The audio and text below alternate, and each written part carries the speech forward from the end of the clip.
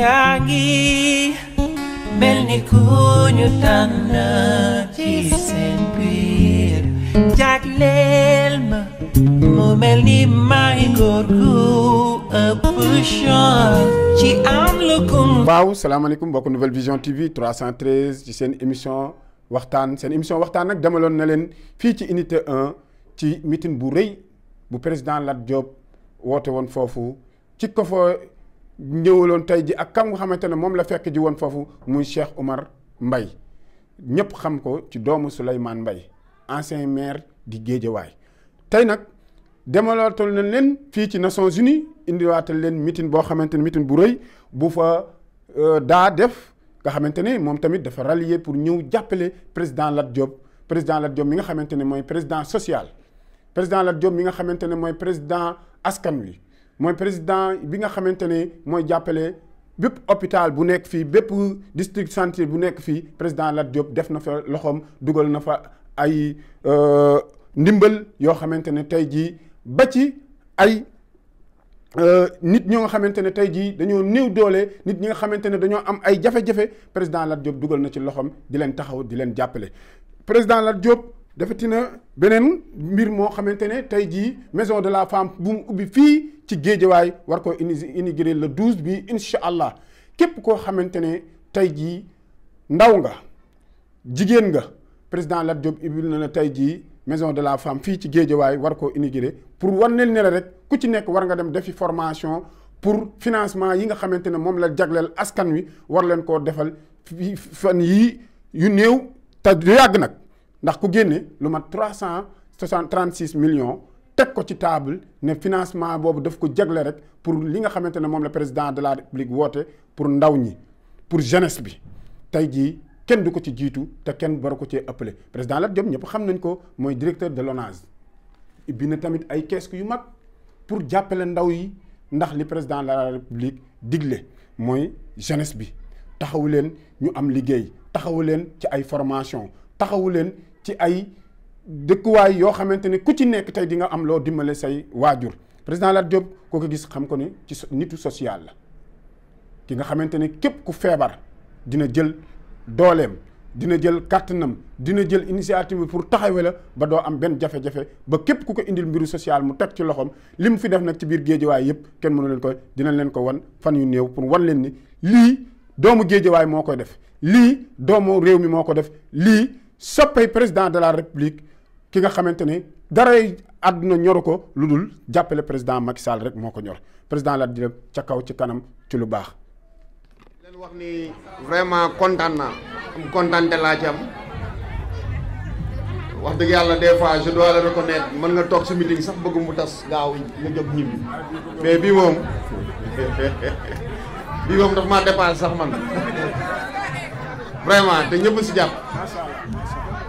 loolu nag dafa am lu muy firndeel maanaam dafay firndeel ni am na ñoo xam ne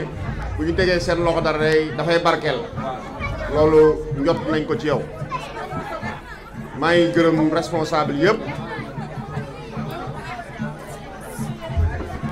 di wax ni politique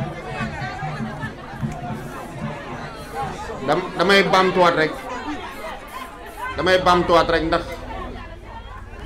dafa am benn problématique boo xam ne dafa am fii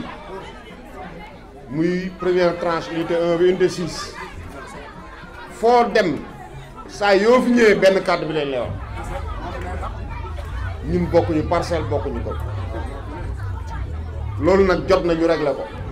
te dinaa si ñëwaat beneen bi mooy jigéen ñi wax nga ko ci sa biir wax wut nañ financement 280 millions fii ak fin juin dina nekk 500 millions incha allah loolu jigéenu Sénégal jigéenu Guédiawaye yëpp waaye jigéenu président de la république Macky Sall nga xam ne njaboote na ñëpp sax naam waaye wolof day wax gën a jege gën a yey ñoom ñoo ko moom li may ñaan rek mooy jigéen ñi ànd ak président de la république nañu fexe jokkoo ku mel ni Khady Diakhaté nga xam ne dañ ciy mën a bénéficier soxna Aïda Wade maa ngi lay remercier gëj naa la gis yow tamit lool wax nga ko fi defoon nañ fi dara waaye tey président de la République dimbali nañu gën nañu mën loolu gën nañ ko jekku donc na ngeen jege si ñu formé waat leen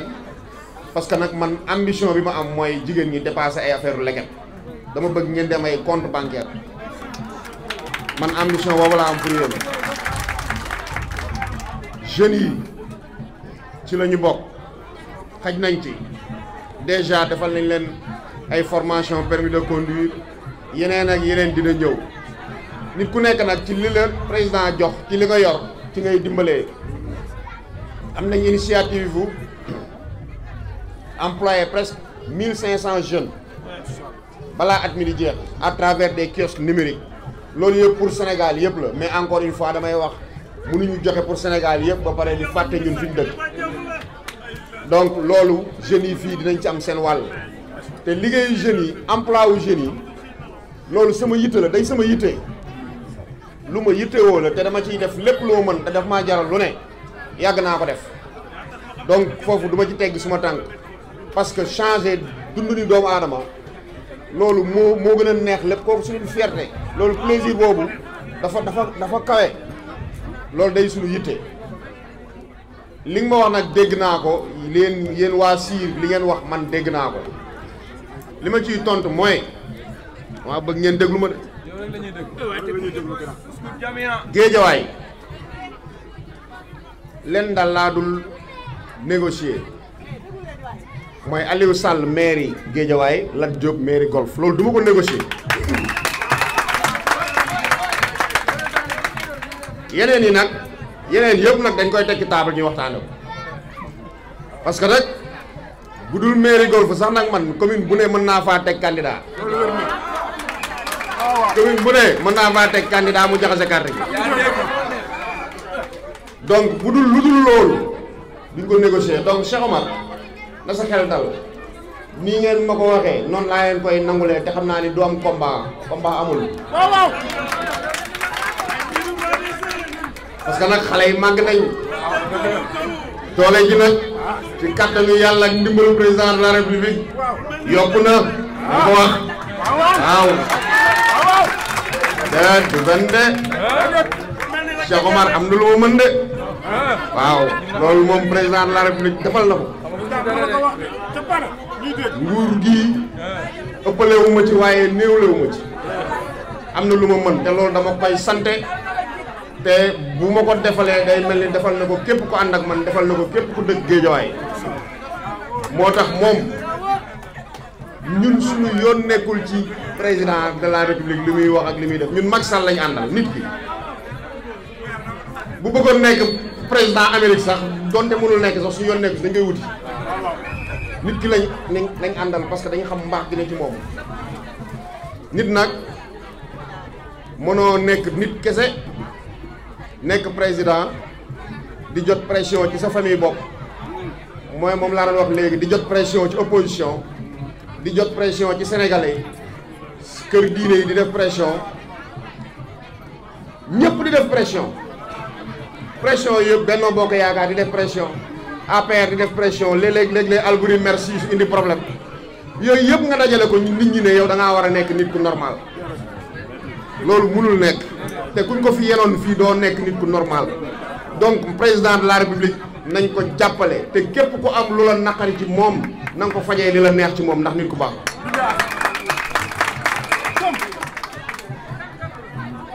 Cheikh Omar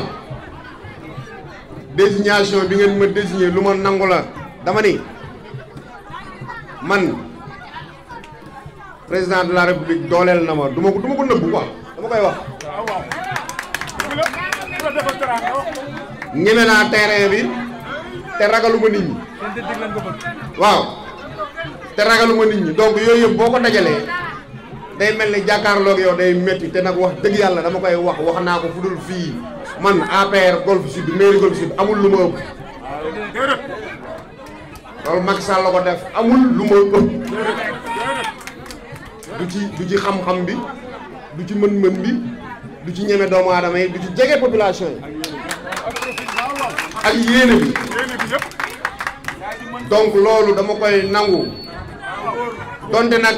cër bi jox nañ ko président de la République waaye nag ku nekk sañ nga ca la nga man ca la nga xam nga ne lii yeeyoo naa ko nan ma ko jox donc ñi nangu naa ko du tere nag ma mën a reconnaître ku nekk valeur am ku nekk ay possibilité am waaye nag nit ñi aussi ku nekk xam la nga man xam fa nga waree am aussi day baax ci yëf yi dëgg la ku ci nekk am nga sa base am nga sa lépp mais yëf yi nañ ko jox ñi ko mën ñu koy doxal loolu mooy indi problème yi ngeen gis ci commune rek ci commune yëpp Sénégal yëpp jox ñoo xam ne dagg terrain la ñuy lijjanti guddeeg bëccëg nga jox ko maire yi jox ko koo xamante ni sëñ bi amul dépense am matul nga jox ko maire yi jox ko budget bi da koy lekk du liggéey maire yi Golf Sud man mii bu ñu ma ko joxoon wutuma ci terrain man fii may wax ak yow nii muy Golf Sud ak muy feneen ku ma ci may terrain tamit dama koy maye soxlawu waxuma Golf Sud waxuma feneen soxlawu ma terrain kenn bëggatuma ko damaa talul ay tabax man donc dama bëgg wax rek ne man Golf Sud ma fi doon ñëw di jël maire bi liggéey mooy tax ma koy def fi loo xam ne fii ba 50 ans bu ma génnee àdduna ñu ne Lat Diop ko def loolu dafa am solo nit da nga war a xam ni yow sa dund dafa limité benn façon rek la nit mën a fexe ba du dee benn façon mooy liggéey suñu mag ñu baax ñii fii réew mi bàyyi fi jóge fi depuis plus de 100 ans ñu leen di tudd ba léegi seen jëf moo leen ko may jëf ñu jox la ministère mairie direction générale bu ñu la mën a jox fexe liggéey def fa loo xamante ni dootul fay ba ilaa yow mi di man de LONASE ba ñu ma ko joxee léegi def naa ko loo xam dootul fay te matagul at yàlla bu ñu cat dugg mairie bii bu ñu ko joxee tamit noonu lañ ko fas yéene def am nañ connexion yi am nañ relation yi xam nañ àdduna nu muy doxee xam nañ naka la ñuy lever financement ci état bi waxatuma la commune yi xam nañ yëpp nu mu demee ñun nous sommes très au fait de ce qui se passe dans le monde du ñu ay has-been suñu génération bi ñoo yor àdduna boo ñu fi tëbee jox ko keneen ku dul ñun da ngay indi problème mënoo jiite ay xale ba pare am yenn âge yi loolu mënul nekk donc je peux le dire à haute et intelligible voix je suis le meilleur profil yàlla moo ko dogal bàkkuwuma ne damay wax dëgg man bàkkuwuma li yàlla def laay wax yàlla moo ko def bés bu Omar Mbaye nekkee meilleur profil damay Omar Mbaye la yàlla moo ko def man damaa gisul fii di yëngatu fii di parti bi fii Aliou Sall daal na dem mairie Guédiawaye ma dem mairie Golf yeneen yi ñu toog waxtaan ci vraiment wax ci jarul muy gudd maa ngi leen di féddali encore une fois yéen jigéen ñi yéen jeunes yi maa ngi leen di jërëjëf jigéen ñi ak jeunes yi maa ngi leen di féddali sama ànd ak yéen te ànd bii may wax lii may wax bu dee lu dul lu sori la lu dul dëgg ci man li may wut ci politique bi yàlla moo ko yàlla jox ndax man xam naa ni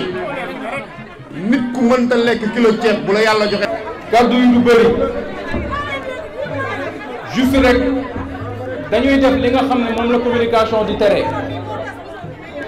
mooy commencer discours par des excuses et des remerciements.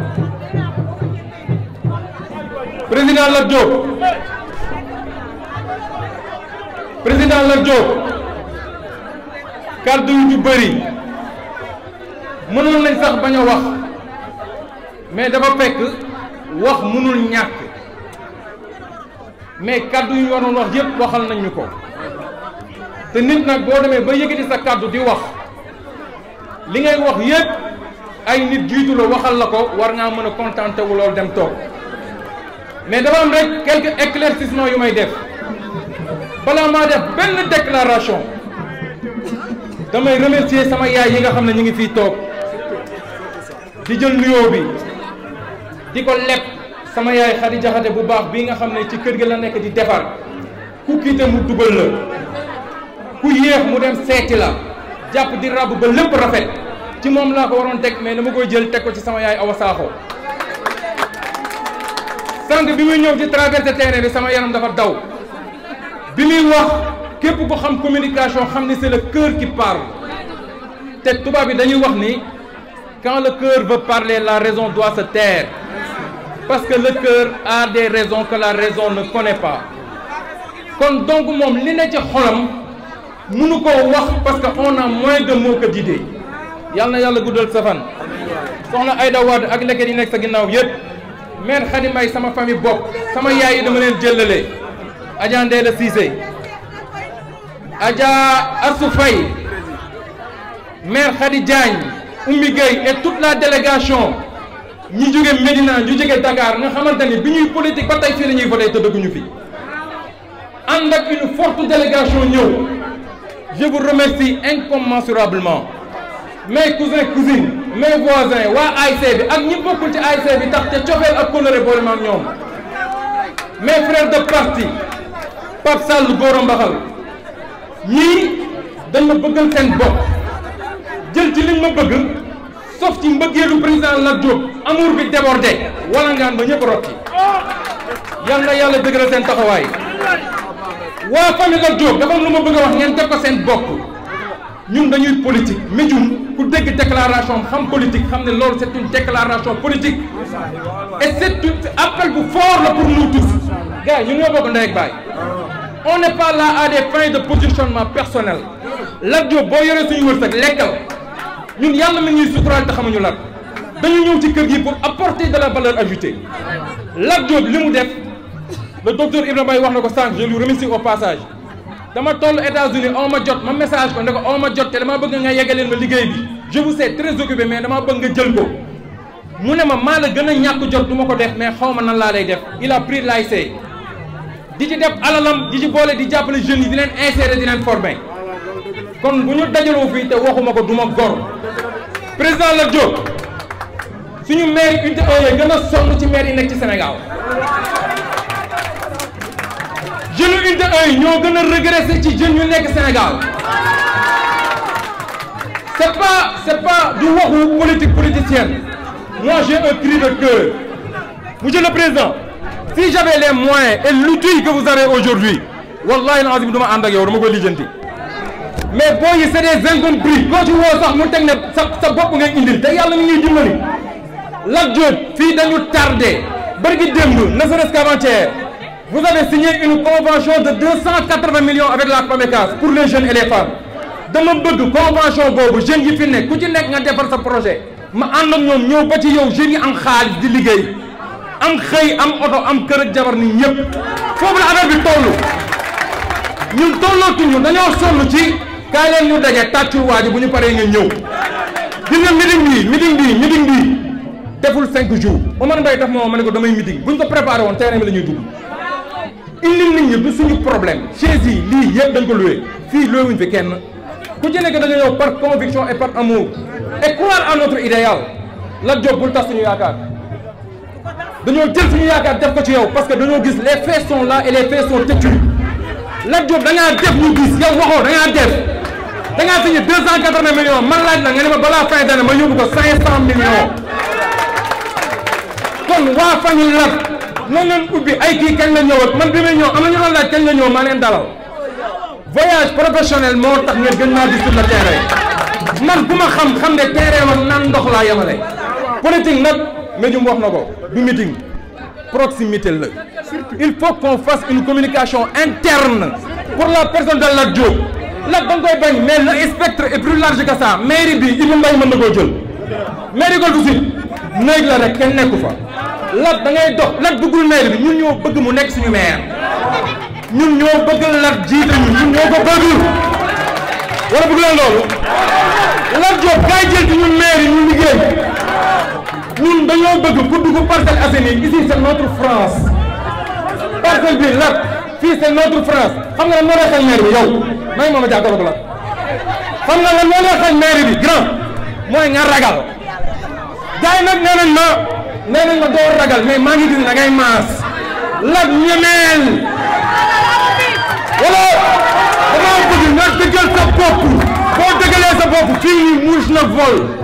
dëggalee sa bopp nga ñemeel li ngay def ñu ànd ak yow man Lat dama noonu ñu bidee